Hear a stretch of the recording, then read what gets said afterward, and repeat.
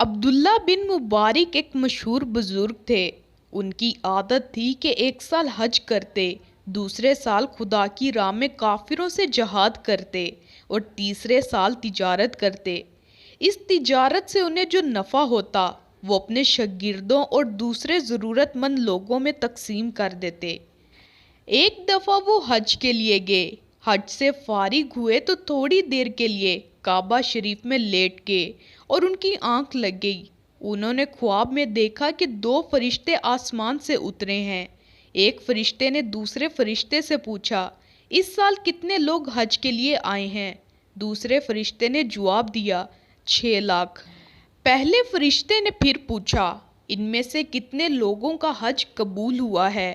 دوسرے فرشتے نے جواب دیا کہ کسی کا بھی قبول نہیں ہوا۔ فرشتے کی یہ بات سن کر عبداللہ بن مبارک کو بہت رنج ہوا۔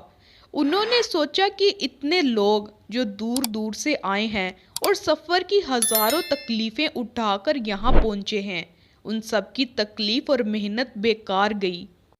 اتنے میں اس فرشتے نے پھر کہا، دمشق کے شہر میں ایک موچی رہتا ہے، اس کا نام علی ہے۔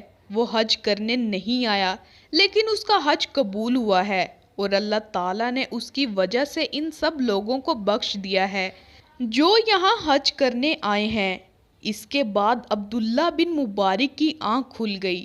اپنے خواب کے متعلق سوچا تو فوراً جی میں کہا کہ مجھے دمشق جانا چاہیے اور اس شخص کی زیارت کرنی چاہیے جس کا نام فرشتے نے علی بتایا ہے۔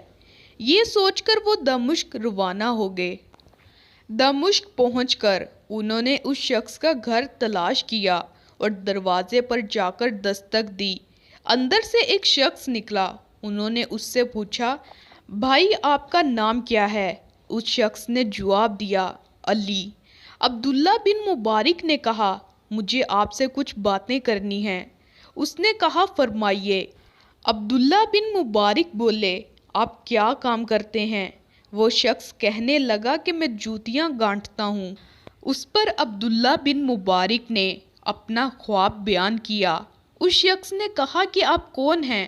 تو آپ نے اپنا نام بتایا۔ اس نے ایک آنکھ کھینچی۔ عبداللہ بن مبارک نے کہا، کیا آپ مجھے اپنے حالات بتائیں گے؟ اس شخص نے کہا، اے عبداللہ، مجھے 30 سال سے حج کی خواہش تھی۔ میں جوتیاں سی کر رقم جمع کرتا رہا۔ اس طرح میرے پاس 3000 درہم جمع ہو گئے۔ اس سال میں نے حج کا ارادہ کیا۔ میری بیوی کے ہاں بچہ ہونے والا تھا۔ ایک روز اس نے مجھ سے کہا، آج پڑوسی کے گھر گوشت کی خوشبو آ رہی ہے، اس سے میرے لیے کچھ گوشت مانگ لو۔ میں پڑوسی کے ہاں گیا اور اس سے سالن مانگا تو وہ کہنے لگا، 7 دن سے میرے بچوں نے کچھ نہیں کھایا تھا۔ فاقے سے ان کی جان نکلی جا رہی تھی۔ اتفاق سے میں نے ایک جگہ دیکھا کہ ایک گدھا مرا پڑا ہے۔ میں اس کا تھوڑا سا گوشت کاٹ لایا اور اس سے سالن بنایا۔ یہ سالن تمہارے لیے حلال نہیں ہو سکتا۔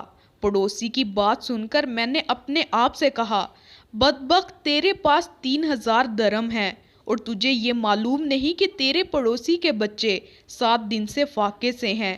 میں اسی وقت گھر سے وہ 3000 درہم اٹھا لایا اور اپنے پڑوسی کو دیتے ہوئے کہا، یہ لو اور ان سے اپنے بال بچوں کا خرچ چلاؤ، میرا حج یہی ہے۔